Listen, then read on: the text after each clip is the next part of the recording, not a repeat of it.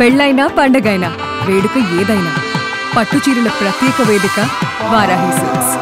Sir, ఏది ఏమైనా మీరు సినిమా ఇండస్ట్రీలో ఒక డిసిప్లైన్డ్ సీనియర్ మోస్ట్ ప్రొడ్యూసరు.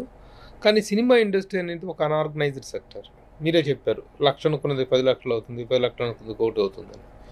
ఏది మన చేతిలో ఉండని పరిస్థితి. ఇలాంటి పరిస్థితుల్లో మీరు ఒక డిసిప్లైన్, మీ క్రమశిక్షణకు సినిమా ఇండస్ట్రీలోని క్రమశిక్షణ రాహిత్యానికి మధ్య కాన్ఫ్లిక్ట్ అనేటువంటిది జరిగి ఉంటుంది. అలాంటి సందర్భాలు చాలా ఎదురై ఉంటాయి. మీరు బెటర్ ఎక్స్పీరియన్సెస్ ఫీల్ అయిన సందర్భాలు ఉండుంటాయి. ఇప్పుడున్నటువంటి present trend of the film మేకింగ్కి ఒక రకంగా నేను అడ్జస్ట్ కాలేకపోయాను అనేదే నేను అనుకుంటా. ఎందువల్ల అసలు సినిమాలు ఎందుకు మధ్యలో మానేశారు అనేది.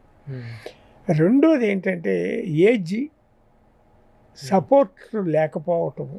ఇవాళ మీరు నన్ను ఇన్ని సినిమాలు తీసిన నిర్మాతగా గుర్తించే కదా, నాకు క్రమశిక్షణ కూడా చూసే కదా నాకు ఇవాళ తెలంగాణ గవర్నమెంట్ సైడ్ నుంచి గద్దర్ అవార్డ్స్లో నన్ను నాగిరెడ్డి చక్రపాణి గారి అవార్డు నన్ను సెలెక్ట్ చేసినందుకు పూర్ణచంద్రరావులో కొన్ని మంచి పద్ధతులు ఉన్నాయని, గుణాలు ఉన్నాయని, వీటన్నిటిని కలుపుకునే కదా నాకు ఇవాళ ఈ అవార్డు ఇచ్చారు మీరు.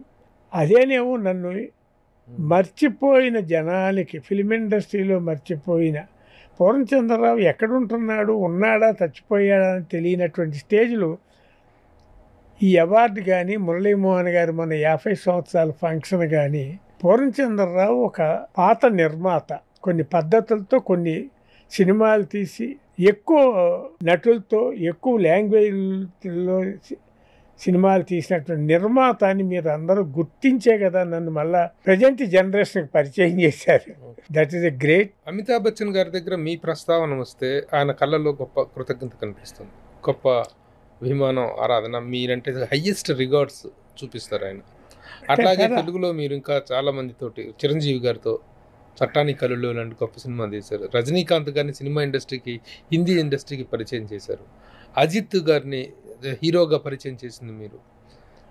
వీటన్నిటి పట్ల వాళ్ళ ఇది ఎలా ఉంటుంది సార్? అమితాబ్ బచ్చన్ గారితో ఫస్ట్ ఇవాళ నాకు అమితాబ్ బచ్చన్ గారితో ఆయన బర్త్డేకి నేను ఫోన్ చేస్తా, నా బర్త్డేకి ఆయన ఫోన్ చేస్తారు. రజనీకాంత్ గారితోనూ సేమ్ ర్యాపోర్ట్ నేను మెయింటైన్ చేస్తున్నా. ఈవెన్ చిరంజీవి గారితో కూడా నేను ఒక పిక్చర్ చేసే తర్వాత చేసే అవకాశం రాలేదనుకోండి. అజిత్ వీళ్ళందరినీ పరిచయం చేశాను, కానీ వాళ్ళతో ఎక్కువ నాకు ర్యాపోర్ట్ ఇవాళ సినిమా ఇండస్ట్రీలో హిందీలో అమితాబ్ గారితోనూ, సౌత్లో రజనీకాంత్ గారితో ఉన్న ర్యాపోర్టు నేను మిగిలిన వాళ్ళందరితోనూ అంత దగ్గరగా, అంత చనువుగా, ఫిల్మ్ ఇండస్ట్రీ నుంచి కొంచెం నేను మానేసి దూరం అయిన తర్వాత వీళ్ళిద్దరితో ఎక్కువ అవినాభావ ఎప్పుడు నేను బాంబే వెళ్ళినా అమితాబ్ గారికి ఫోన్ చేసి వెళ్ళి ఒక 2 గంటలన్నా కూర్చుని లేదా ఒక పూట భోజనం చేసే వస్తా ఆయనతో.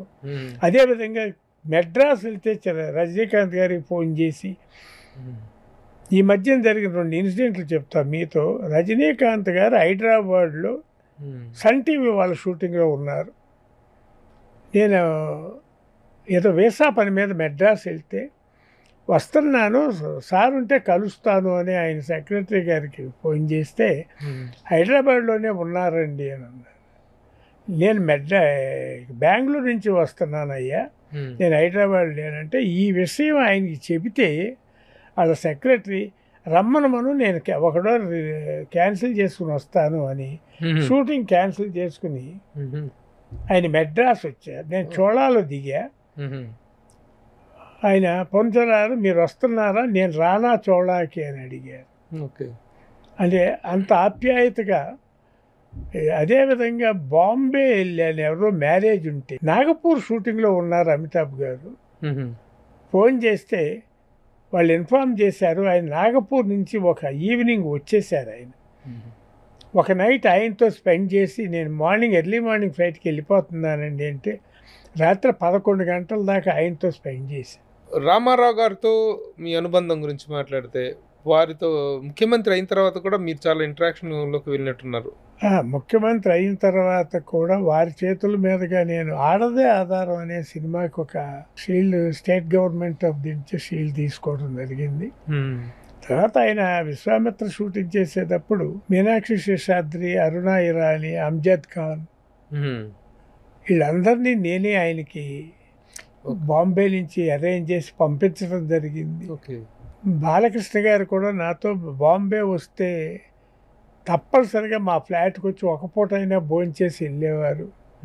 అది ఆయనతో కూడా అట్లాంటి రిలేషన్షిప్. కాకపోతే ఆయన చీఫ్ మినిస్టర్ అయ్యే నాటికి నేను ఎక్కువ టైం బాంబే, ఢిల్లీలో స్పెండ్ చేయాల్సి వచ్చింది. సార్, మీరు నిర్మించిన సినిమాల్లో టాప్ గ్రాసర్స్, టాప్ ట్రైన్ సినిమాలు అంటే తెలుగులో చట్టానికి కళ్ళు లేవు అనుకోవచ్చా? తెలుగులో చట్టానికి. కాకపోతే మీకు ఇంకొక విషయం చెప్పాలి. నేను తీసినటువంటి 87 సినిమాల్లో 6 బ్యానర్ల మీద తీయటం జరిగింది. ఉపాయం వచ్చేసేసి వాళ్ళ నెల్లూరు రెడ్లు వాళ్ళ బ్యానర్లో నేను ఎగ్జిక్యూటివ్ ప్రొడ్యూసర్. తర్వాత నవభారత ఫిలిమ్స్, నవోదయ, శ్రీలక్ష్మి ప్రొడక్షన్స్, బాబు మూవీస్, శేఖర్ ప్రొడక్షన్స్, తర్వాత లక్ష్మీ ప్రొడక్షన్స్. అంటే మా అబ్బాయిల పేరు మీద అంటే ఇన్ని బ్యానర్లో సినిమాలు చేశా. టాప్ గ్రాసరీగా చెప్పాలి అని అంటే తెలుగులో యమగోళ, చట్టానికి కళ్ళు లేవు, చాలా తక్కువ ఖర్చులో బాగా ఎక్కువ లాభాలు వచ్చింది రౌడీ రాణి, మంచి పేరు తీసుకొచ్చింది పాపం పసివాడు, దేవుడు చేసిన పెళ్ళి. అఫ్కోర్స్ హిందీలో చాలా చాలా బాగా డబ్బులు వచ్చినటువంటి పిక్చరు అందా కానూన్, అదే చట్టానికి కళ్ళు హిందీ వెర్షన్. అదే రజనీకాంత్ గారిని పరిచయం చేసాం. హిందీలో వచ్చేసి చాల్బాజ్ అనే పిక్చర్ శ్రీదేవి, సన్నీ డియోల్, రజనీకాంత్ గారి చాలా మంచి పేరు వచ్చింది. ఆఖరి రాస్తా కూడా నాకు ప్రొడ్యూసర్గా కంటే కూడా డైరెక్టర్కి మంచి పేరు వచ్చింది. భాగ్యరాజా గారు డైరెక్ట్ చేశాడు. అది సినిమా ఇండస్ట్రీలో సార్ ఫైనాన్షియల్గా అప్ అండ్ డౌన్స్ ఉంటాయి. నేను తీసిన 87 సినిమాల్లో ఒక 50 సినిమాలు సక్సెస్ అయితే 37 సినిమాలు కొంచెం ఇబ్బంది పెట్టినవి కూడా ఫైనాన్షియల్గా. We have to face it. Sir, ఇప్పుడు మీరు అన్ని లాంగ్వేజ్లో సినిమాలు తీశారు. ముఖ్యంగా నార్త్లో అంటే బాలీవుడ్లో నైట్ లైఫ్, నైట్ షూటింగ్, సౌత్లో డే లైట్, డే షూటింగ్. ఈ యొక్క కాన్ఫ్లిక్టెడ్ సిచ్యువేషన్, అందుకే అక్కడ వాళ్ళు ఇక్కడ ఇమ్మట్లేకపోవటం, ఇక్కడ వాళ్ళు అక్కడ ఇమ్మలేకపోవటం అనేటువంటిది చాలా కాలం జరిగింది. మీరు ఇన్ని భాషల్లో సినిమాలు తీశారు కదా, ఆ మేకింగ్ ఎక్స్పీరియన్స్ అనేటువంటిది, ఆ కన్వీనియన్స్ అనేటువంటిది ఎలా ఉంటుంది సార్? ఏమీ లేదు సార్ దానికి. ఈ యొక్క మైండ్ సెటప్. నేను బాంబేలో ఉండి మెడ్రాస్లో షూటింగ్ జరిగేది. నాకు ఒక తెలుగు పిక్చర్ కానీ తమిళ పిక్చర్ కానీ. మెడ్రాస్లో కూర్చుని బాంబేలో హిందీ పిక్చర్ షూటింగ్లు కూడా చేశా. లాంగ్వేజ్గా ఇబ్బంది ఏం పెట్టలేదు నన్ను. ఎక్కడికక్కడ ట్రాన్స్లేట్ చేసేవాళ్ళు, చెప్పేవాళ్ళు, అట్లాంటి క్రూని పెట్టుకున్నా. ఐఎమ్ వెరీ హ్యాపీ ప్రభు గారు. ఎందుకంటే వెరీ గుడ్ టెక్నీషియన్స్తో నేను మూవ్ అయ్యా. నాకు రాహీమ్ అస్మ్ రజా గారని Aligarh university professor, is Bangladesh extreme communist ఆయన. ఆయనతో 14 సినిమాలు మాటలు రాసినటువంటి హిందీ పిక్చర్కి నాకు మాటలు రాసినటువంటి ఒకే ఒక రైటర్. ఓహో సార్, ఇన్నేళ్ళ మీ కెరీర్లో ఎప్పుడైనా మనస్తాపానికి గురైన సందర్భం ఉందా? ఏం లేదు సార్. పిక్చర్ సక్సెస్ అయితే చాలా హ్యాపీగా ఉంటాం. సక్సెస్ కాకపోతే మీరు అడిగిన పాయింటే అనుకోండి. అంటే ఎందుకు సక్సెస్ కాలేదు, దాంతోపాటు మీరు అడిగిన మనస్తాపం, ఫీలింగ్స్ ఉంటాయి. రెక్టిఫై చేసుకోగలుగుతాం నెక్స్ట్ పిక్చర్.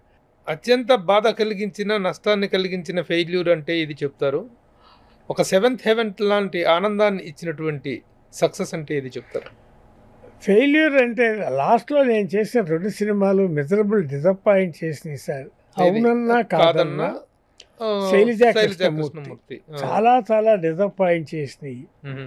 అంతకుముందు తీసిన వెంకీ బాగానే ఆడింది. వెంకీ నిజంగా బాగా ఆడింది కానండి, నాకు ఫైనాన్షియల్గా నేనేం పెద్ద బెనిఫిట్ పొందలేదు. రీజన్ ఏంటంటే అది ఏరియా వైజ్ అమ్మటం జరిగింది, కొనుక్కున్న వాళ్ళు బెనిఫిట్ పొందారు. ఓకే, నాకు ఖర్చు ఎక్కువ అయ్యింది.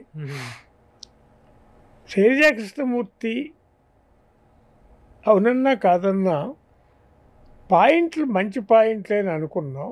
సెల్యులాయిడ్ మీదకి వచ్చేసరికి కథ రాసుకున్నప్పుడు వచ్చినటువంటి ఇంపాక్ట్ అది ఇంపాక్ట్ రాలా. అది దాన్ని ఆడియన్స్ రిజెక్ట్ చేశారు. ఎందుకు రిజెక్ట్ చేశారు అనేది తర్వాత తెలుసుకున్నాం. ఇంకా ఈ టైంలో ఇంక మనం సినిమాలు వద్దు అని అప్పటికే నాకు ఒక బాగా గుర్తు, ఎల్వి ప్రసాద్ గారు 23 సినిమాలు సిల్వర్ జూబ్లీలు చేసి ఆఖరిలో 2 సినిమాలు మెజరబుల్ ఫ్లాప్ చేశారు హిందీలో. ఒకటి స్వాతి, క్రాంతి కుమార్ గారు తెలుగులో చాలా మంచి సక్సెస్. ఆ పాయింట్ యాక్సెప్ట్ చేయలే అక్కడ. ఏది కూతురు తల్లికి పెళ్లి చేయటం అనే పాయింట్ని. అలాగే మేరా ఘర్ మేరా బచ్చా అని ఒక మరాఠీ డ్రామా చూసాను నేను, ప్రసాద్ గారు. నన్ను చెయ్యి నువ్వు తెలుగులో అన్నారు. నాకు తృప్తిగా లేదండి సబ్జెక్టు అన్నా. ఆయన హిందీ చేశారు, అది మిజరబుల్ ఫెయిల్ అయ్యింది. ఆయన బాత్రూంలో పడి కాలు ఫ్రాక్చర్ అయ్యి విజయ హాస్పిటల్లో ఉంటే నేను చూస్తానికి వెళ్తే, ఏం చేస్తున్నావు పూర్ణచంద్రరావు అని అడిగారు. ఏదో సబ్జెక్ట్ ఏదో చేస్తున్నా. ఒక సబ్జెక్ట్ ఏదన్నా నాకు కూడా చూడు అన్నారు. నేను మీకు సబ్జెక్ట్ చూసేవాడినా, ఎందుకు ఫాదర్ ఈ ఏజ్లో ఇంకా మీరు ఇంకా దాని మీద ధ్యాస పెట్టుకున్నారు, రిలాక్స్ అవ్వండి అంటే ఆయన ఒక మాట అన్నారు. 23 సినిమాలు సిల్వర్ జూబ్లీ చేసి 2 ఫెయిల్యూర్స్తో నన్ను రిటైర్ అవ్వమంటావా పూర్ణచంద్రరావు. అది నిజంగా అట్లాంటి నిర్మాత దర్శకులకి ఆ 2 సినిమాల ఫెయిల్యూర్ ఎంత బాధ కలిగించింది అనేది ఆయన మాటల్లో నేను విన్నా. అఫ్కోర్స్ అదే పద్ధతి ఇప్పుడు మీకు చెప్పినట్టు అవునన్నా కాదన్నా అండ్ శైలజా కృష్ణమూర్తి నేను అనుభవించా. ఇంకా వేర్ ఇస్ ది గ్యారంటీ? ఇంకొక సినిమా చేసినందువల్ల మీరు సక్సెస్ అవుతారని గ్యారంటీ ఉందా? లేదు. అందుట్లో సినిమా పరిశ్రమలో అసలు లేదు. నాట్ ఓన్లీ సినిమా, ఏ బిజినెస్లో అయినా there is a success, there is a failure. Okay sir, ఇప్పుడు failure or success whatever it is, ఆ క్రెడిట్ని ఇప్పుడు ఫెయిల్ అయితే మీరు ఆ డైరెక్టర్ని నిందిస్తారా?